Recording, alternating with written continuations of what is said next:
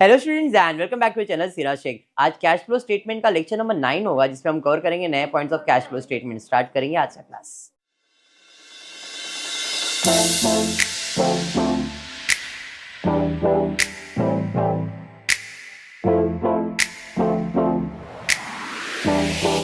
Text book में page number 360 and 378।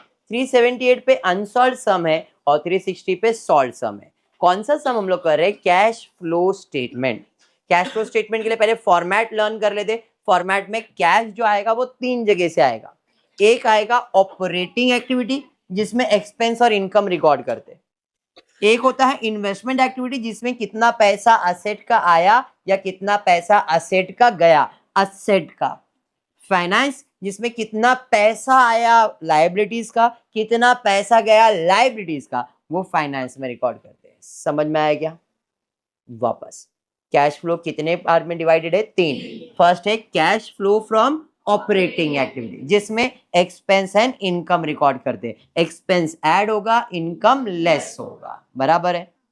Cash flow from investment asset related है। पैसा आएगा, कैश आएगा तो ऐड और जाएगा तो लेस। पैसा कैश आएगा तो ऐड और जाएगा तो लेस। फाइनेंस लायबिलिटीज है। लायबिलिटीज का पैसा आएगा तो ऐड और जाएगा तो लेस। समझ में आया क्या?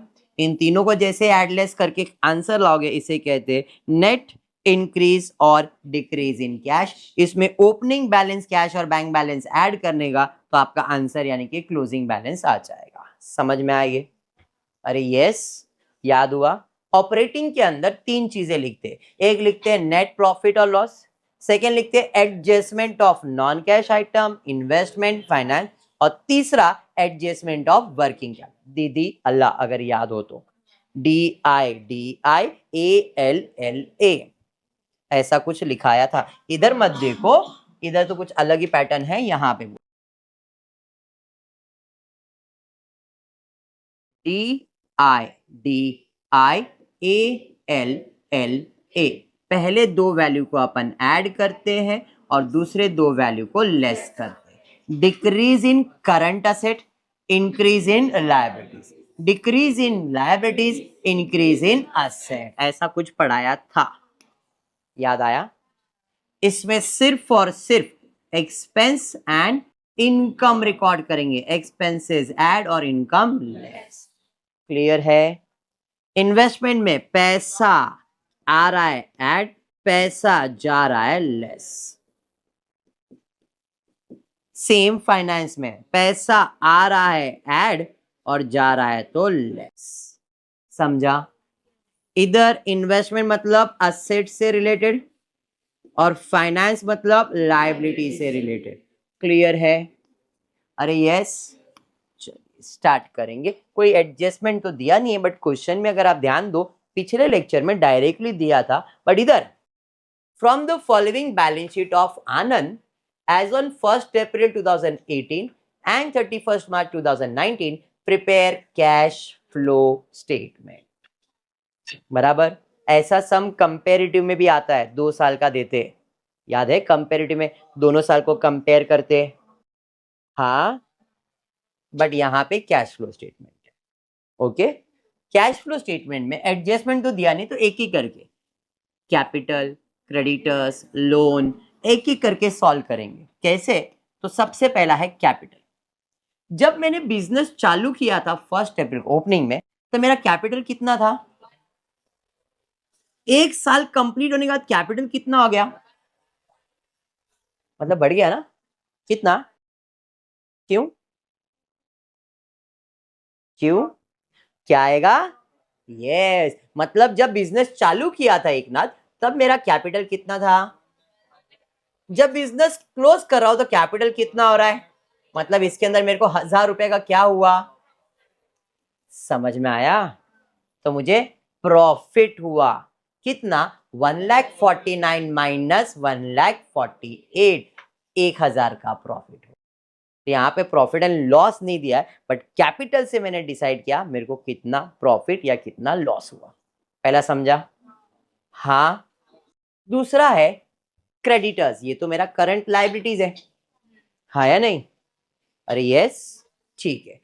करंट लायबिलिटीज पहले कितना था, मतलब कितना देने का था 36, अभी कितना देने का है, मतलब नुकसान हो रहा है। पहले 36 देना था, 41 देना है, मतलब लॉस है। लॉस है, लॉस ऑपरेटिंग एक्टिविटी के अंदर ही। इधर पैसा थोड़ी सोचते हैं, एक्सपेंस है तो ऐड, इनकम है तो माइनस। बट करंट लायबिलिटी के तो दीदी अल्लाह है या नहीं, याद है कि नहीं? ये है लायबिलिटीज। कम हो रहा है क्या बढ़ रहा है, इंक्रीज हो रहा है, इंक्रीज हो रहा है लायबिलिटीज, तो क्या होगा, अरे हाँ या नहीं, इधर ये आएगा ना, यहाँ पे ऐड होगा, माइनस किधर होगा, वही मैं बोला ऐसा कैसे, DIDIALLA, यहाँ पे लेस और यहाँ पे इंक्रीज इन लायबिलिटीज किधर जाएगा, अरे ये समझा, पहले लायबिलिटीज 36 था, अब लायबिलिटीज 41 हो गया, मतलब इंक्रीज हो रहा है, तो लॉस है। मैंने आपको क्लियर बताया था, ऑपरेटिंग एक्टिविटी मतलब उसके अंदर ही वर्किंग कैपिटल आता है, और ऑपरेटिंग एक्टिविटीज में अपन क्या लिखते हैं, एक्सपेंस या तो इनकम, एक्सपेंस ऐड और इनकम, अभी एक तरह का एक्सपेंस ही है ना मेरा, तो वो ऐड में ही जाएगा, ऐड में इंक्रीज इन करंट लायबिलिटीज। अब करंट लायबिलिटीज नहीं लिखेंगे, इंक्रीज इन क्रेडिटर्स, कितना 41 माइनस 36, 5000, अरे समझा या बाउंसर गया, पक्का। Current liabilities, long term loan, ये तो लायबिलिटीज ही है, लोन मतलब लायबिलिटीज बोले तो फाइनेंशियल एक्टिविटी। अब फाइनेंशियल एक्टिविटी में किसके बारे में सोचने का है, पैसा के बारे में। पहले कितना पैसा था, अब कितना पैसा हो गया, तो पैसा आया या पैसा गया, पहले जब बिजनेस चालू किया था तो लॉन्ग टर्म लोन कितना था, अब लॉन्ग टर्म लोन कितना है, बढ़ गया ना लोन, तो लोन बढ़ा मतलब उसमें और पैसा आया ना कि गया, कितना आया, आया तो क्या होगा, ऐड बोरोइंग्स, कितना, नहीं समझा, ठीक है। तुम मेरे पास आए, बिजनेस चालू किया, उस दिन आए, सर लोन चाहिए, मेरा कितना चाहिए सर, 30,000 दिया, बराबर है।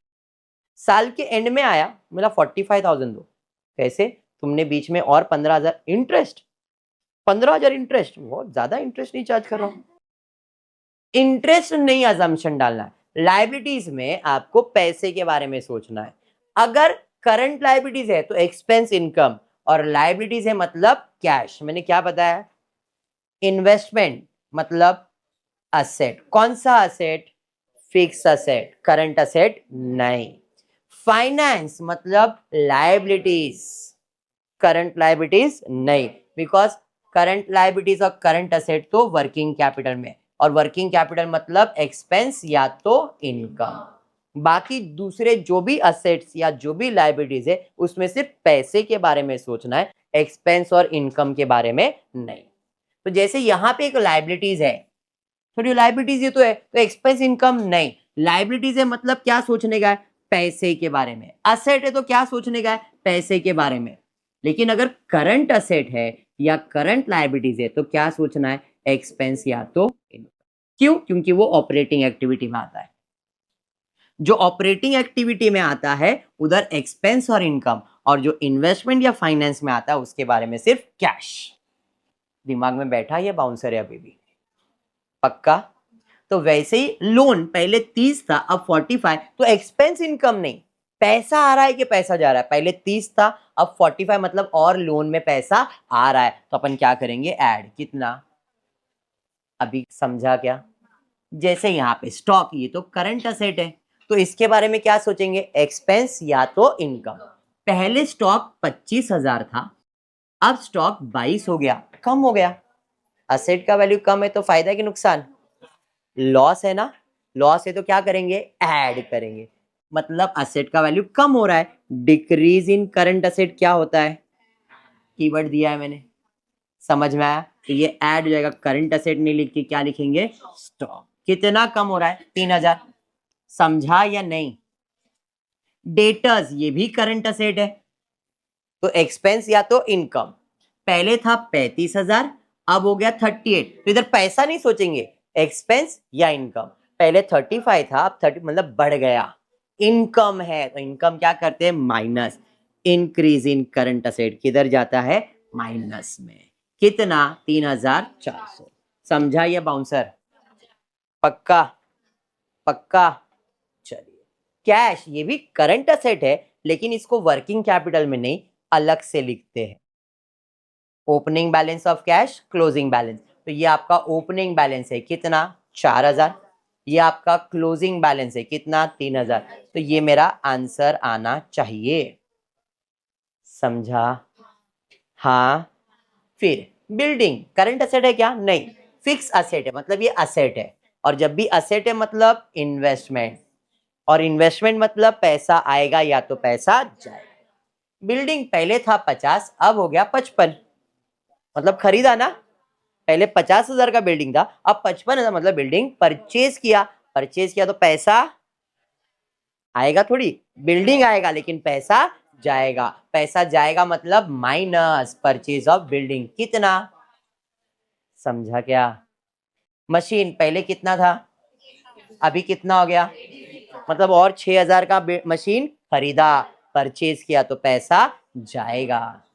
अरे समझा, जब भी असेट का वैल्यू बढ़ रहा है मतलब परचेज, कम हो रहा है मतलब, बढ़ रहा है तो परचेज, कम हो रहा है तो, कम हो रहा है तो डेप्रिसिएशन।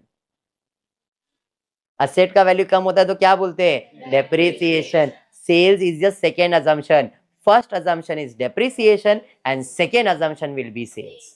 लेकिन जब वैल्यू बढ़ेगा तो पहला अजम्पशन एप्रिसिएशन नहीं है, परचेज है। ये फर्क समझो। जब भी असेट का वैल्यू इंक्रीज होगा तो क्या अजम्पशन लिया जाएगा, परचेज। लेकिन जब असेट का वैल्यू कम हो रहा है तो पहला अजम्पशन डेप्रिसिएशन और दूसरा अजम्पशन सेल्स। फर्क समझ में आया, अरे यस। चलो ठीक। लैंड पहले कितना था, अब कितना हो गया, वैल्यू बढ़ रहा है मतलब परचेज, वापस से परचेज कितना, 10,000। और कुछ है क्या, आपके लेवल पे ऐसा ही सम आएगा। अब टोटल करते हैं, 8,000 में से 3,400 जाएगा, 4,600। 3,000 3,000 गया, 5,000 में से 400 माइनस किया, 4,600। पॉजिटिव आ रहा है, नेगेटिव आ रहा है क्या, नहीं, क्योंकि पॉजिटिव का टोटल ज्यादा था, नेगेटिव का टोटल कम था। अरे बराबर। अब 1000 में 4,600 अपन क्या करेंगे, ऐड, कितना हो जाएगा, 5,000। इसे हम लोग क्या क्या कहते हैं, कैश जनरेटेड फ्रॉम ऑपरेशन या तो ऑपरेटिंग एक्टिविटी। अभी इन्वेस्टमेंट में तीनों पैसा गया गया गया, माइनस ही करना है, तो तीनों का टोटल कर लो, 21,000। इसे कहते हैं cash flow from investment activity, कितना, बट माइनस में, क्यों, सारा पैसा अपने को क्या करने का, माइनस। अरे समझा ना, तीनों को प्लस किया लेकिन तीनों क्या करना है, माइनस। तो कितना माइनस करने का, 21। समझा माया। उसके बाद फाइनेंशियल एक्टिविटी, पैसा आ रहा है, टोटल करेंगे। Net cash used in financial activity flow कितना आ रहा है, 15,000। अब देखो 5,400 में 21,000 माइनस करना है, 15,000 प्लस करना है। तो मैं क्या करता हूं, इन दोनों को पहले प्लस करता हूं, 5,000 प्लस 15,000, 20,000 माइनस कितना करने का है, तो 21,000 में 20,600 माइनस करूंगा तो 400 आएगा, बट माइनस में, क्यों, बिगर नंबर साइन है ना, तो कितना आएगा, -400। समझा, समझा। -400 में 4,000 प्लस करेंगे तो कितना आएगा, 4,000 में से 400 जाएगा तो 3,600 आएगा ना। आ गया आपका आंसर। ये नेगेटिव आंसर आया ना इधर माइनस में, और ये प्लस में, 4,000। अभी देखो -400 प्लस 4,000 करने का ना, तो 4,000 में से 400 जाएगा तो कितना बचेगा, क्योंकि ये तो प्लस ही करना है बट ये तो माइनस में है ना। समझा, तो आपका आंसर इतना आना चाहिए, नहीं आ रहा है मतलब आपने कहीं पे कैलकुलेशन मिस्टेक किया है। डन है। Similar sum but text book page number 378, unsolved sum. Unsolved sum क्या हो गया, फैन बंद कर दूं बेटा, चाहिए वो फैन? मिल जाएगा बेटा। फास्ट भी करूँ क्या? ठीक। अब जरा ध्यान दो, इन दोनों सब में कुछ फर्क है क्या? इन दोनों सब में कुछ फर्क है क्या? देखो आपके सामने क्वेश्चन है, कुछ फर्क है क्या? बहुत ही छोटा सा फर्क है। Yes, very good. Share capital and capital दोनों में फर्क है। अगर आप एसपी के स्टूडेंट हो, अगर आप एसपी मैथ्स वाले को नहीं बोल रहा हूं, बट एसपी के स्टूडेंट हो, तो आपको ये पता होगा कि एक सोल ट्रेडर होता है, सोल ट्रेडिंग कंसर्न, एक होता है पार्टनरशिप फर्म और एक होता है जॉइंट स्टॉक कंपनी। जो सोल ट्रेडिंग कंसर्न या पार्टनरशिप फर्म जो होता है, इसमें जो पैसा लगाते हैं उसे प्रोप्राइटर कहते हैं। मुझे बिजनेस चालू करना है, मैं खुद ही पैसा लगाऊंगा और बिजनेस करूंगा। पार्टनर्स में हम दोनों ने डिसाइड किया हमारा पैसा लगाएंगे और बिजनेस करेंगे। लेकिन जॉइंट स्टॉक कंपनी हमारा होके भी हम पैसा नहीं लगाते, पब्लिक का पैसा लेते, उसके बदले में उनको हम लोग शेयर्स देते। बोले ये कंपनी की तुम शेयर ले लो, हमको पैसा दो, और हम उस पैसे से बिजनेस करते। हाँ या नहीं? जैसे यहां पे जब कैपिटल का वैल्यू बदला तो मैंने क्या अजम्पशन लगाया? प्रॉफिट या लॉस। लेकिन जब यहां पे कैपिटल का वैल्यू बदलेगा तो प्रॉफिट एंड लॉस नहीं। क्यों सर, ऐसा क्यों? इधर प्रॉफिट और उधर प्रॉफिट क्यों नहीं? क्योंकि ये एक joint stock company, limited company, और एक इंडिविजुअल था, इसलिए यहां पे क्या था? कैपिटल, और यहां पे क्या है? Share capital. तो जब कैपिटल का वैल्यू यहां पे बढ़ेगा तो प्रॉफिट नहीं होगा, और कैपिटल आएगा या तो और कैपिटल जाएगा। कम होगा तो कैपिटल का पैसा पे कर दिया, और अगर और पैसा आ रहा है तो कैपिटल का वैल्यू आ रहा है, मतलब वैल्यू बढ़ेगा तो पैसा आएगा और वैल्यू कम होगा तो पैसा जाएगा। क्योंकि लायबिलिटीज है, और लायबिलिटी मतलब फाइनेंशियल एक्टिविटी, और फाइनेंशियल एक्टिविटी अपन क्या सोचेंगे? पैसा आएगा या पैसा जाएगा। इधर प्रॉफिट या लॉस नहीं, इधर प्रॉफिट एंड लॉस सोचा बट उधर प्रॉफिट एंड लॉस नहीं सोचेंगे। क्यों नहीं सोचेंगे? बिकॉज ये कंपनी है और ये पार्टनर या सोल ट्रेडर है। फर्क समझा क्या? हाँ, बाकी फॉर्मेट तो पूरा सेम ही रहेगा। सबसे पहला है शेयर कैपिटल, पहले कितना था, अब कितना हो गया, मतलब और कैपिटल आया। लायबिलिटीज है मतलब फाइनेंशियल एक्टिविटी, तो पैसा आया, इसे कहते हैं इशू ऑफ शेयर्स। कितना? 1 लाख। याद करो, इशू ऑफ शेयर्स में ऐसे ही करते, शेयर्स बेचते और पैसा लाते ना, तो इसे हम लोग कहते हैं इशू ऑफ शेयर्स। समझाइए। क्रेडिटर्स, ये मेरा करंट लायबिलिटीज है, तो इधर एक्सपेंस या तो इनकम ही होगा। पहले 60,000 था, फिर 90 बढ़ गया, लायबिलिटीज का वैल्यू बढ़ गया तो मेरे लिए नुकसान है ना। पहले 60,000 देना था, अब 90,000 देना, तो मेरे लिए नुकसान है। नुकसान है तो क्या होएगा? ऐड होगा, ऐड होगा, इंक्रीज इन करंट लायबिलिटीज। कितना? 30,000। अरे बराबर, समझा? प्रॉफिट एंड लॉस, पहले कितना था, अब कितना है, मतलब कितना प्रॉफिट हो रहा है? 30,000 ना। जब बिजनेस चालू किया था तो 40,000 ही था, बिजनेस बंद किया तो 70,000 हो गया, मतलब 30,000 कमाया ना इस साल। तो नेट प्रॉफिट कितना? 70,000 माइनस 40,000, 30,000। अरे समझा? हाँ, हो गया। लायबिलिटीज खत्म, असेट साइड पे जाएंगे। असेट साइड पे सबसे पहला है कैश। कैश को तो अलग से लिखेंगे। ओपनिंग कैश कितना है बाबा? ओपनिंग कैश 20,000, क्लोजिंग कैश 30,000, ये मेरा आंसर है। अरे समझा? फिर है डेटर्स, ये मेरा करंट असेट है। एक्सपेंस या तो इनकम, पहले 1,40,000 था, अब 2,00,000 बढ़ गया। असेट का वैल्यू बढ़ेगा, फायदा है कि नुकसान? प्रॉफिट है मतलब माइनस होगा, माइनस होगा increase in current asset. Current asset ने लिखी, क्या लिखेंगे? डेटर। कितना? 1,10,000। कैसे? 2.5 लाख माइनस 1,40,000, 1,10,000। अरे समझा? फिर क्या है? स्टॉक, पहले था 80, अब हो गया 70। असेट का वैल्यू कम हो रहा है, फायदा है कि नुकसान? याद करो, हमने किया जब भी असेट का वैल्यू कम, आपके प्रॉपर्टी का वैल्यू कम, तो नुकसान है। नुकसान है तो ऐड होगा, decrease in current asset stock. कितना? 10,000। जमीन फिक्स असेट है, असेट पहले था 60, अब हो गया, असेट का वैल्यू बढ़ेगा मतलब परचेज किया, फायदा थोड़ी। असेट का वैल्यू बढ़ेगा मतलब परचेज किया है, तो पैसा जाएगा लेस। कितना? 50। और कुछ है क्या? खत्म हो गया सब। अभी टोटल करते, 40,000 टोटल आया, बट माइनस कितना करने का है, 1,10,000। 40 में से 1,10,000 जाएगा तो माइनस 70,000 आएगा। अरे हाँ या नहीं? अब 30,000 में ये प्लस नहीं, क्या होएगा, माइनस। तो 30,000 में 70,000 माइनस होगा तो माइनस 40,000 आएगा। अभी भी माइनस 40,000 है, समझा? ये हो गया कैश जनरेटेड। अब यहां पे ये भी माइनस ही करना है। Cash flow from investment minus 50,000, minus minus plus, लेकिन साइन तो माइनस का ही रहेगा। फाइनेंस में कितना पैसा आया है, 1,00,000। अब देखो 90,000 में 1,00,000 माइनस करेंगे तो 1,00,000 में से 90 जाएगा तो कितना बचेगा, 10,000। पॉजिटिव ही बचेगा कि नेगेटिव बचेगा, तो 10,000 positive, 20,000 positive, total positive. Sum tally, समझा सम? पक्का? तो यहां पे we are completing with your cash flow statement. अब और 2 लेक्चर इस टॉपिक का लेने का, उसमें रेशियो एनालिसिस करेंगे, टॉपिक वाइंड अप। मतलब 9 लेक्चर्स हो गए, 10 और 11 लेक्चर में टॉपिक खत्म। रेगुलर लेक्चर्स आएंगे एक्सेप्ट फ्राइडे, ठीक है?